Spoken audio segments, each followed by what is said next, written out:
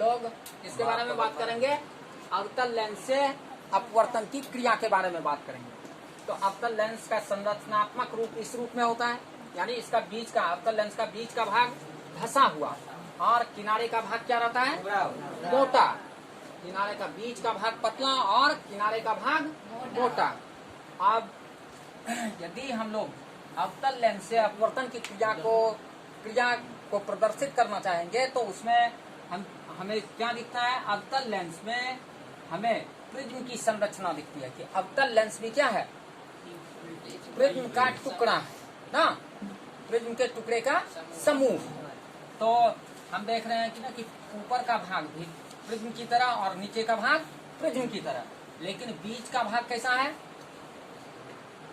आयताकार सिल्ली के रूप में ना। तो अब इस बीच के भाग को देख, इस समांतर रूप में हम लोग उसका आयताकार सिल्ली ले लिए। अब उसके बाद इस तरीके से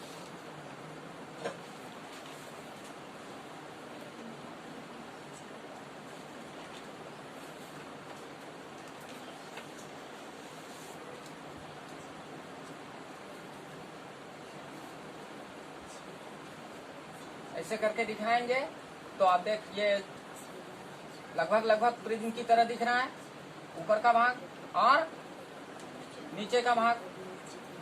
तो तीसरा भाग प्रिज्म, पहला भाग भी प्रिज्म और दूसरा भाग आयताकार सिल्ली के रूप में। अब हम लोग क्या करेंगे ना कि इस पर प्रकाश की किरण को, जब अवतल लेंस पर प्रकाश की किरण, समांतर प्रकाश की किरण आपतित होती है तो वह अपवर्तन के बाद फैलती हुई नजर आती है। अपवर्तन के बाद फैलती हुई क्यों नजर आती है? तो अपवर्तन के बाद फैलती हुई इसलिए नजर आती है क्योंकि अवतल लेंस भी क्या है? प्रिज्म के टुकड़े का समूह। और यहाँ पर हम लोग देख रहे हैं कि प्रिज्म, अवतल लेंस का ऊपर वाला भाग के प्रिज्म रूपी स्थिति में उसका शीर्ष किधर है? नीचे की ओर है, और आधार किधर है? ऊपर की ओर ना। और नीचे वाले प्रिज्म का शीर्ष किधर है? ऊपर की ओर, और आधार किधर? नीचे की ओर।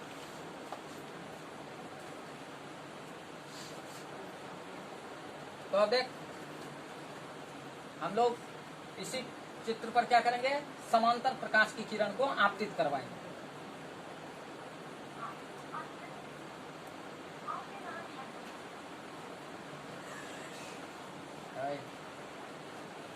तो इस वाले सतह पर एक प्रकाश की किरण को आपतित कराए, फिर इस सतह पर एक प्रकाश की किरण को आपतित कराए, लेकिन सभी आपस में क्या हो? समांतर हो। और यहाँ पर अब देखो, हम लोग जानते हैं कि जब प्रिज्म से प्रकाश की किरण अपवर्तन की घटना करती है तो वो किधर जाती है? पहले सतह से अपवर्तन के बाद, यानी विरल माध्यम से सघन माध्यम में जाने पर वो अभिलंब से क्या होती है? दूर हटती है। तो अभी यदि यहाँ हम लोग अभिलंब दिए ना, इस सतह का अभिलंब दिए, इसको जाना चाहिए इधर, ये चली गई इस दिशा में, तो अभिलंब से दूर हटी या अभिलंब की ओर गई।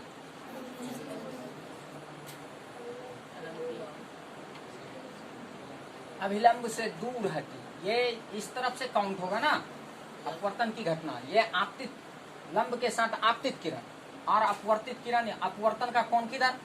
इस तरफ ना। जैसे अपना लोग ऐसे देते हैं, ये अभिलंब खींचे, प्रकाश की किरण इधर से इधर आपतित हुई ना, तो ये अपवर्तित हुई इस तरफ, यानी लंब के उस दिशा में।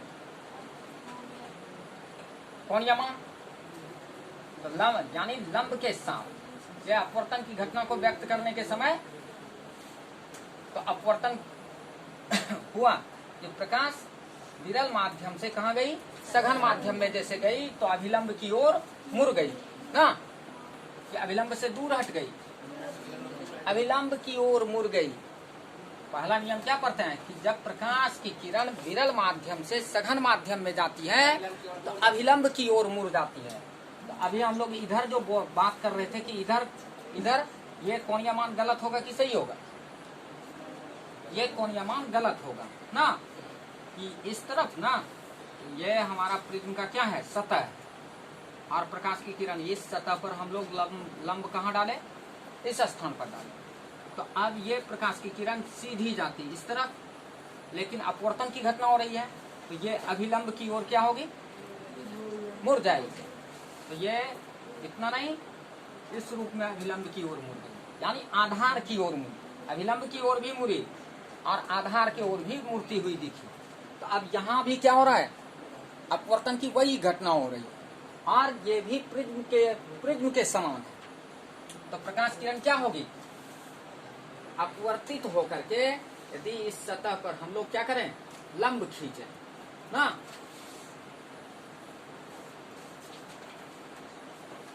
लंब खींच दिए। अब प्रकाश की किरण क्या हो रही है, किधर से, विरल माध्यम से सघन माध्यम में, कांच में आ रही है। तो ये क्या होगी, अभिलंब की ओर मुड़ जाएगी ना। तो ये किधर जाएगी, इस तरफ जाएगी। और अब दूसरी सतह पर प्रकाश की किरण कांच से कहाँ जाएगी, यानी सघन माध्यम से हवा में जाएगी, विरल यानी कांच से हवा में जाएगी, सघन माध्यम से विरल माध्यम में जाएगी। तो वो थोड़ा क्या होगी, यहाँ के सतह पर ना खींचे गए अभिलंब से क्या हो जाएगी, दूर हटेगी। तो ये जिस दिशा में जा रही थी उससे और थोड़ा दूर हो जाएगी ना। तो इस तरीके से हम देखें कि ना कि ये दोनों सतह से अपवर्तन की घटना हो रही है। अब देख, ये जो दूसरी किरण है, पहली किरण के बारे में हम लोग देखे विवरण। अब दूसरी किरण, ये आयताकार सिल्ली है, और इस आयताकार सिल्ली पर यह किरण किस रूप में पड़ रही है, लंबवत रूप में। और अपवर्तन की घटना में यदि कोई प्रकाश की किरण अपवर्तक सतह पर 90 डिग्री के कोण के साथ आपतित होती है या लंबवत आपतित होती है, तो वो विचलन की घटना नहीं दिखाती है, और जिस पथ से आती है उसी पथ पर वो क्या होती है, दूसरे तरफ निर्गत हो जाती है। तो ये दूसरी किरण। अब देखो यहाँ पर तीसरी किरण, तीसरी किरण में हम लोगों के प्रिज्म का शीर्ष किधर है, ऊपर की ओर, और प्रिज्म का आधार किधर है, नीचे की ओर। तो अब प्रकाश की किरण फिर यहाँ से अपवर्तित होकर के क्या होगी, जब विरल माध्यम से सघन माध्यम में गई तो अभिलंब से क्या होगी, दूर हट जाएगी।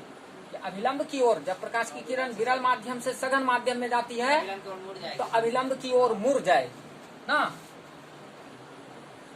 तो फिर ये प्रकाश की किरण इधर नहीं जा करके किधर चली जाएगी, इस तरफ चली आएगी, अभिलंब की ओर मुड़ी ना। यहाँ हम देख रहे हैं कि इसको जाना चाहिए था किधर, इस तरफ, यानी सीधा निकलना चाहिए, लेकिन विचलन के कारण यह अभिलंब की ओर मुड़ी या आधार की ओर। प्रिज्म में अपवर्तन की घटना में देखते हैं कि प्रकाश की किरण किधर, अपने अपवर्तक कोण के नीचे का जो अपवर्तक सतह होता है, जो प्रायोगिक रूप में आधार कहलाता है, तो उस आधार की ओर मुड़ती है। अब प्रकाश की किरण फिर यहाँ पर क्या करेगी, किस माध्यम से किस माध्यम में जाएगी, सघन माध्यम से, यानी कांच से हवा में जाएगी। तो अभिलंब से क्या हो जाएगी, दूर हटेगी। इसको जाना चाहिए किस तरफ, किस दिशा में, इस दिशा में, लेकिन अपवर्तन के कारण ये किस दिशा में जाएगी, तो अभिलंब से ये और थोड़ा दूर हट जाएगी। तो अब देखिए दोनों सतह से, लेंस के दोनों सतह से प्रिज्म के स्थिति में रहने के कारण लेंस के वो क्या कर रही है, प्रकाश की किरण को, समांतर प्रकाश किरण को फैला रही ना। अब क्या करती है, अपसारित कर देती है। ये इस तरफ आपतित प्रकाश की किरण क्या है, समांतर आपतित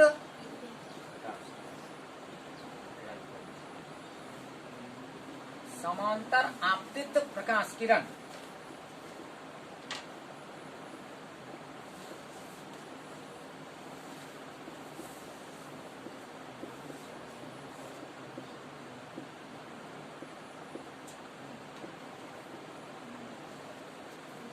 और ये इस तरफ की किरण निर्गत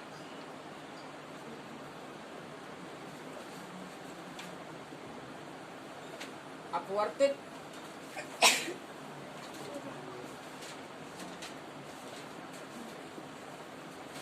प्रकाश किरण।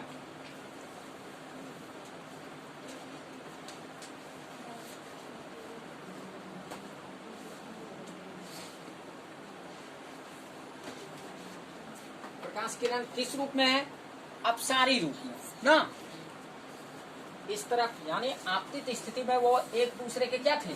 समांतर थे। लेकिन निर्गत होने की स्थिति में, अपवर्तन के बाद लेंस से निर्गत होने की स्थिति में क्या है? अपसारी रूप में है।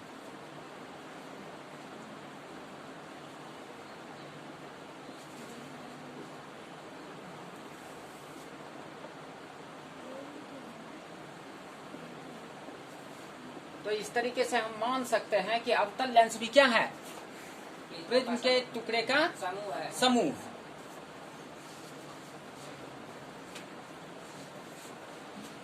अवतल लेंस